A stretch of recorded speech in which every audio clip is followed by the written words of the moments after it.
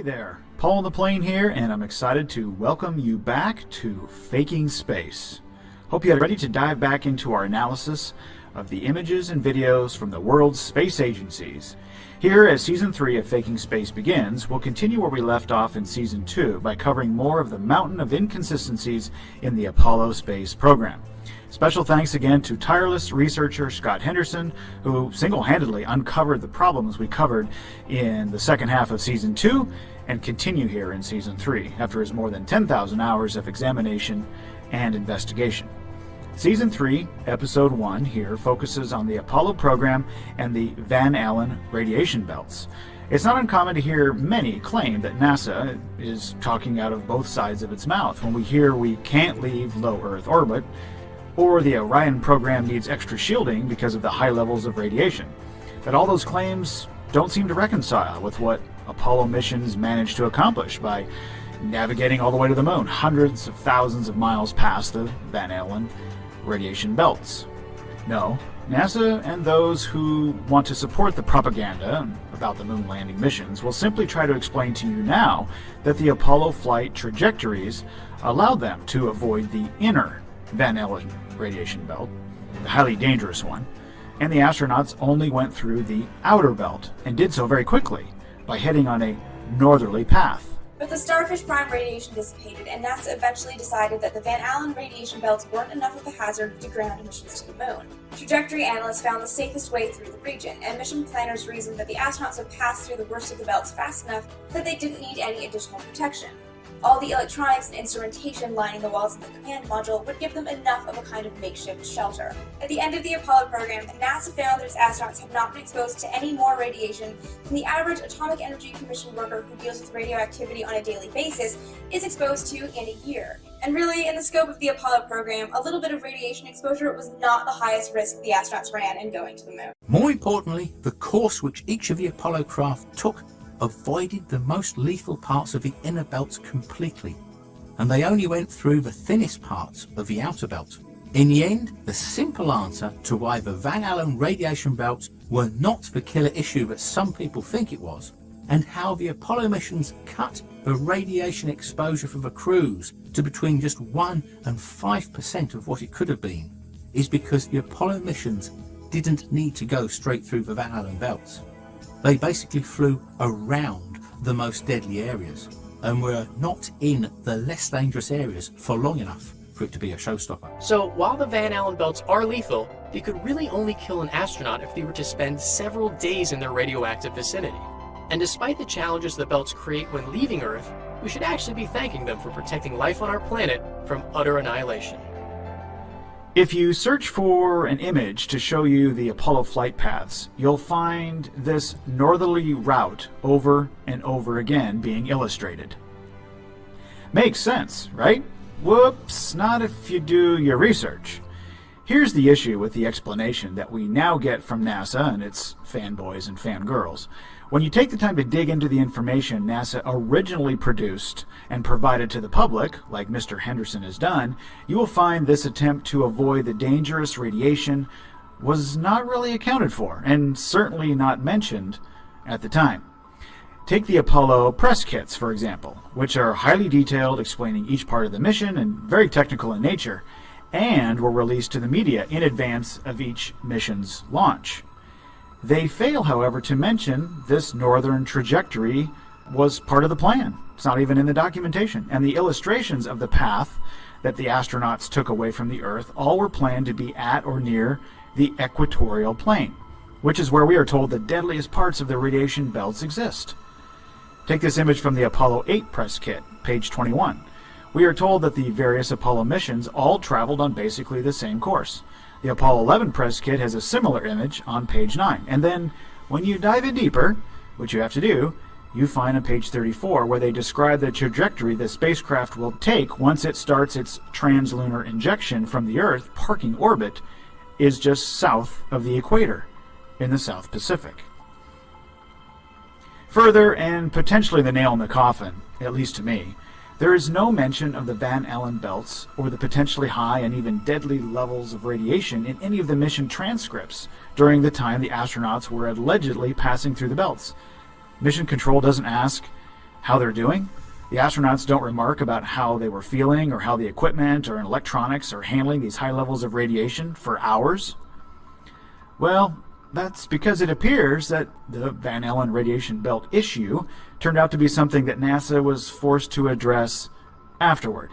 As you can see, the original image on the Smithsonian National Air and Space Museum site, a northern route was not needed to be explained until later when NASA needed to cover its tracks. Wait a damn minute. You can't change your mind on the course the astronauts took after the fact. All that extra time and fuel needed to take that course was not accounted for going into each mission. How much more fuel and time would that have required? Dig deep enough and you'll find even images like this, where the Saturn V is shown launching to the west and north and then going around the South Pole to avoid the inner Van Allen belt. As usual, inconsistencies and an extreme lack of continuity in their stories. NASA, you may want to update your propaganda for the Orion program. Your successor to Apollo claims it will take people away from Earth and through the radiation belts, but you're failing to illustrate the correct path. You will show your space fantasy crafts leaving from the equatorial plane, just like the original Apollo press kits showed, starring the dynamic duo of Neil and Buzz in Apollo 11. As Neil descends the ladder to step onto the moon, the grandest achievement in all of mankind's history, mere moments away, Buzz is filming from the LEM window. And, gol darn it, the lighting is just horrid. No worries, mate, just add more light so we can all see Neil even better.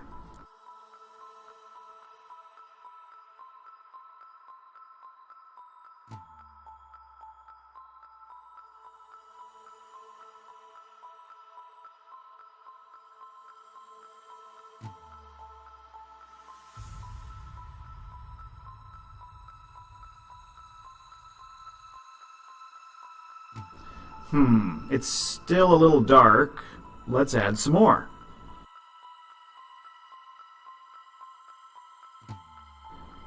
Never mind, Neil is completely in the shadow of the LEM, and we're told the sun provided the only light during the moon missions. But clearly you can see Neil is being lit up from a second, maybe even a third source of light.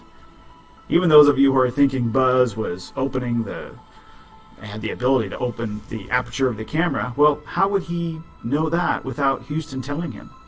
Neil is talking to Houston at this time, and we're all waiting for Neil to utter those famous words. Yet there's never any mention in any official NASA transcripts of the need to adjust the lighting.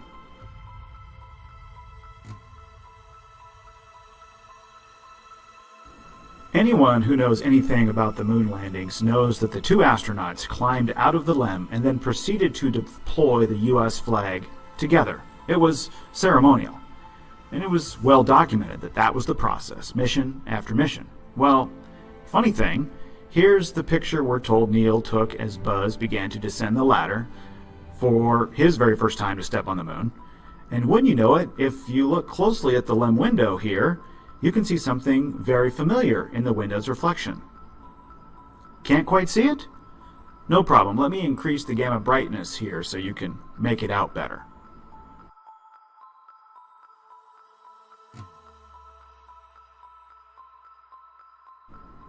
And these two images clearly show that the flag has been deployed. However, Buzz has not come down the ladder at this point, and the video shows that both astronauts placed the flag together.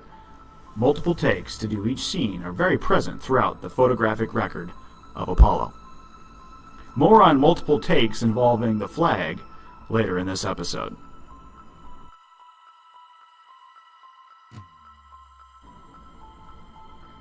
Back to Buzz. Here's a shot Neil took of him as he continued to descend the ladder.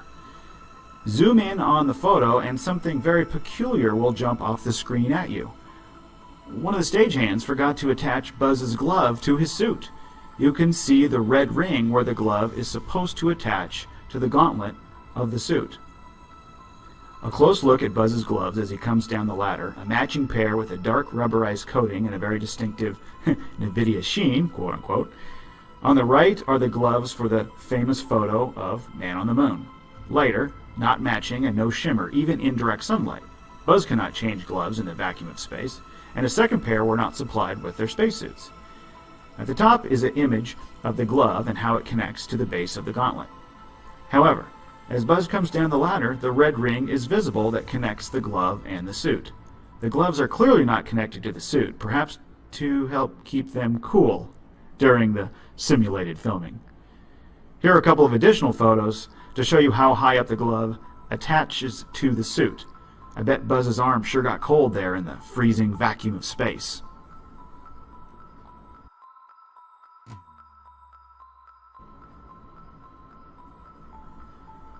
Apollo 11 showing assorted items, rocks, and car parts under the LEM. Take note of these items along the shadow line on the left here. On the photo on the right, the shadow does not have anything on the ground. The set obviously has been redressed for the next photo shoot. The landing drogue has been straightened as well.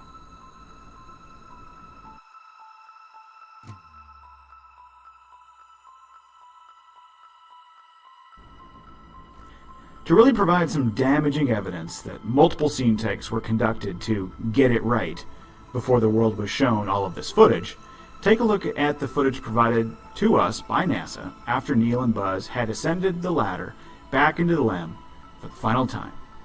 Notice first, real quickly, the date here on the color plate, July 11, 1969. You NASA fans surely know the official dates of the Apollo 11 mission, right?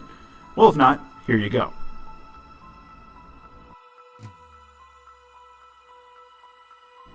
Okay, as this version of Neil and Buzz shows, they left the flag pointing almost straight at the sun and then climbed into the LEM, launched from the surface, never to touch the moon again.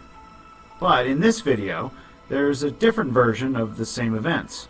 I want to point out a few things. First, check out the double shadow from the LEM, indicating multiple light sources.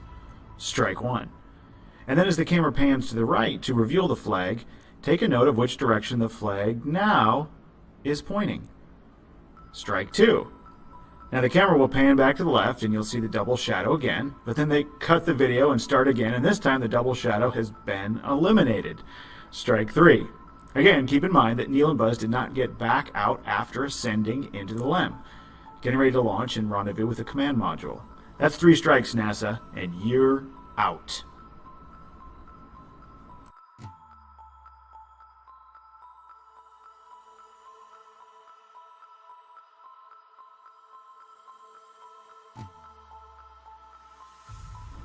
The evidence is all right here, folks, if you do the research. Space. A void. The sheer absence of matter creating a vacuum due to a very, very, very, very low pressure environment. And so we're told. However, we're also told that NASA successfully landed 12 men on the moon because its spacecrafts and spacesuits were able to withstand such a low pressure environment. Hello again, this is Paul on the Plane.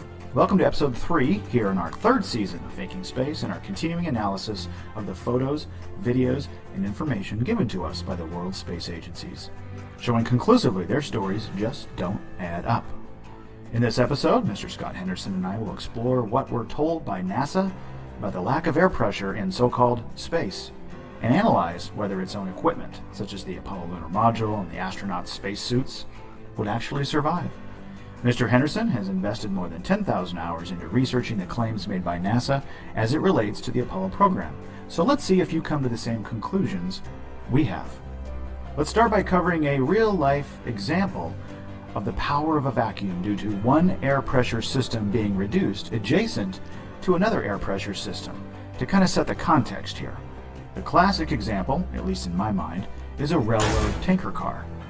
You can search for and find many examples online of the structural integrity of a tanker car failing when air pressure inside is reduced, which eventually subjects the walls of the tanker car to levels of pressure it cannot withstand on the outside of the tank, and it implodes in a thrilling fashion.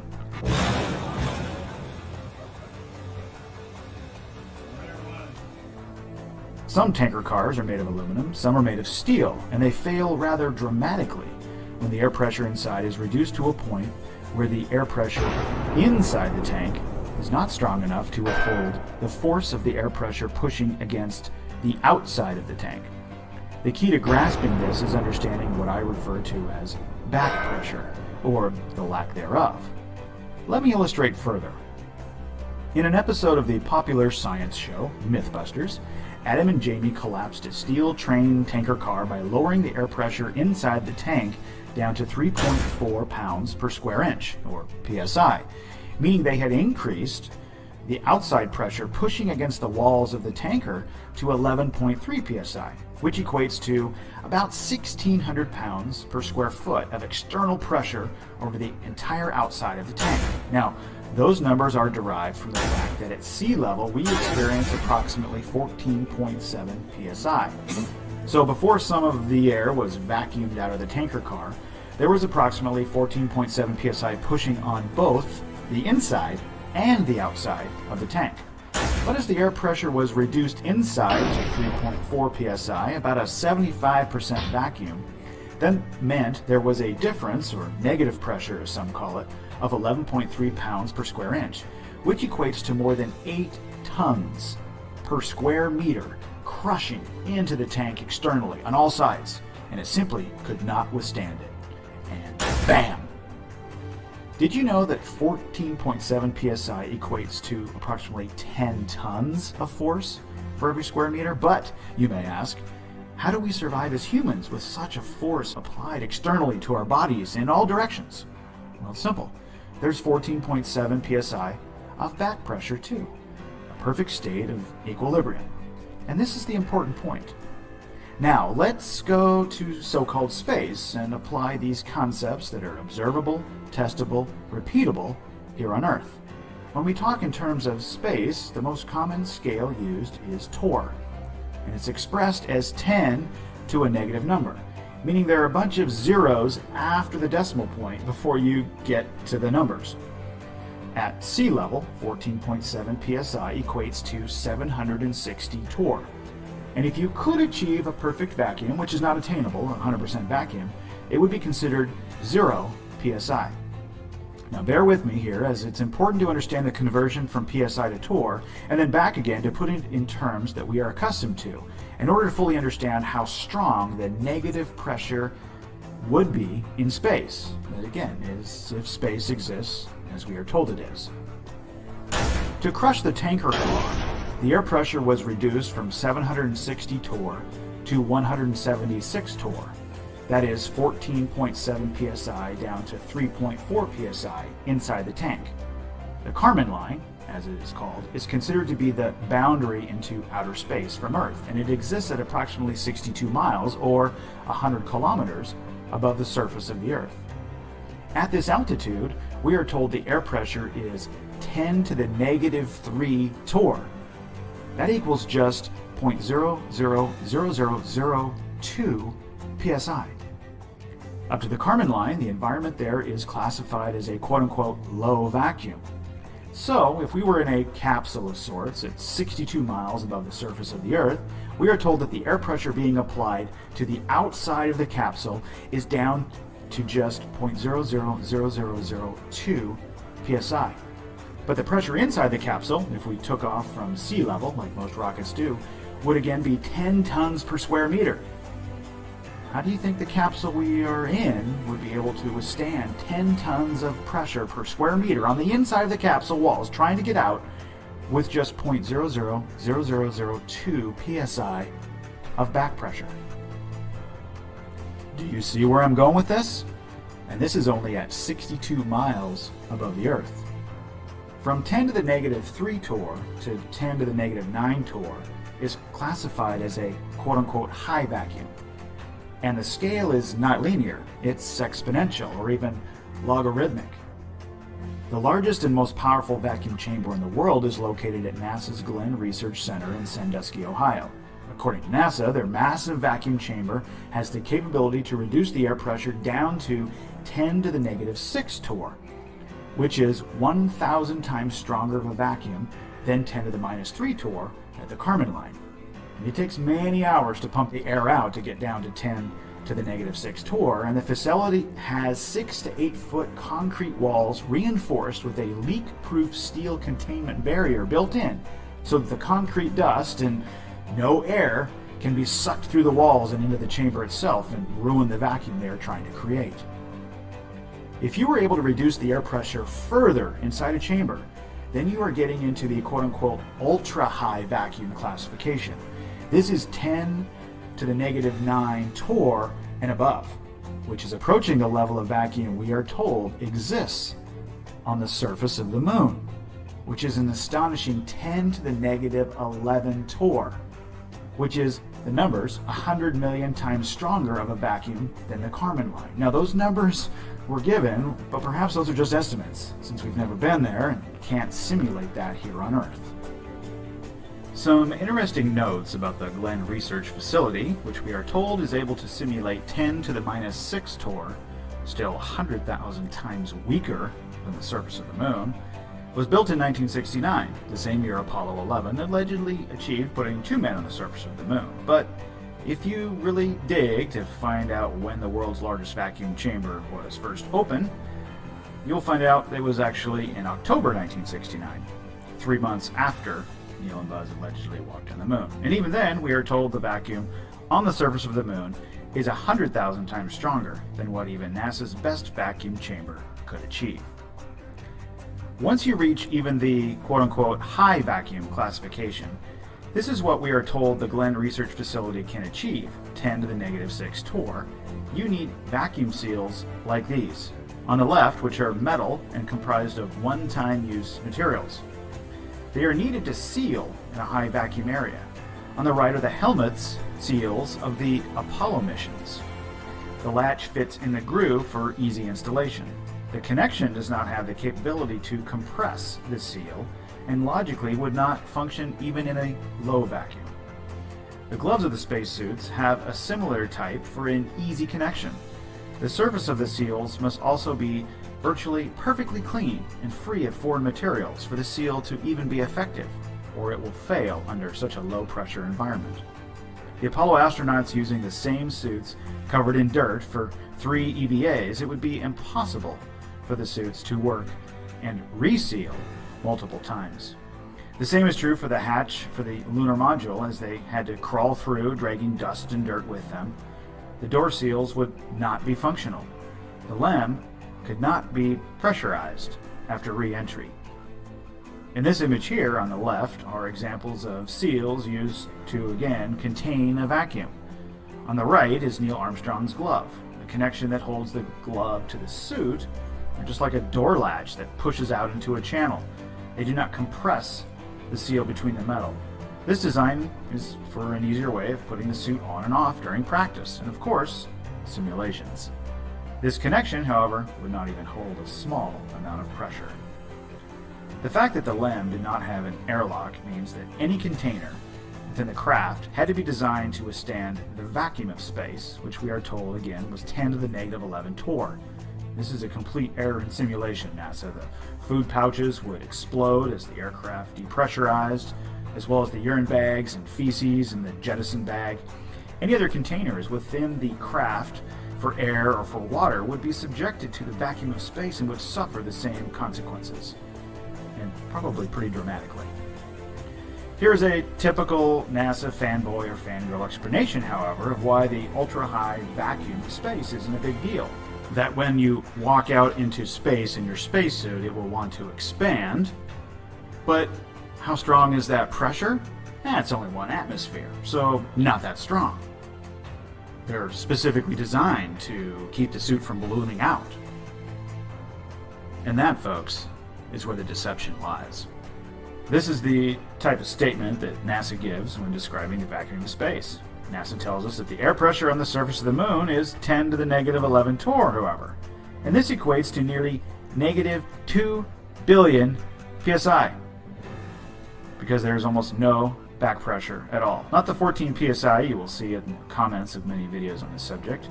Do the conversion yourself, people. 10 to the negative 11 torr equates to negative pressure of 131 million atmospheres. To further illustrate this point, I corresponded with a company who specializes in vacuum lifting after seeing one of their promo videos.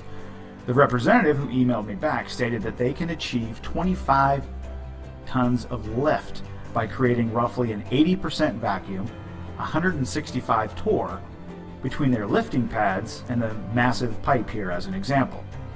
That is near the level of vacuum achieved that collapses tiny tanker cars. That negative pressure uses the fact that the air outside of the pipe, especially underneath it, is pushing or pulling so hard in an attempt to get into the little space between the lifter and the pipe that it can achieve 25 tons of lift. Are you starting to understand the amount of force that the inside of the spacesuits and spacecrafts that NASA built would have to withstand to maintain integrity? One final point. Have you heard of the Apollo rock box? It's an aluminum case that the rock samples the Apollo astronauts collected on the moon were stored in for the trip home and to be opened here on Earth. We are told that the lunar atmosphere was preserved inside this aluminum box. Again, 10 to the negative 11 torr. I guess these rock boxes are stronger than steel tanker cars and stronger than the Glenn Research Facility walls by hundreds of thousands of times. And if you think the lunar module, made of a few layers of aluminum, is stronger than the Glenn Research Center vacuum chamber, and if you think the Apollo spacesuits remain flexible at 10 to the negative 11 torr and is stronger than this building, 100,000 times stronger would have to be, then you've been successfully indoctrinated. The only thing NASA has sent to space, people, is your imagination. On behalf of Scott Henderson, this has been Paul on the Plane. Thanks for watching.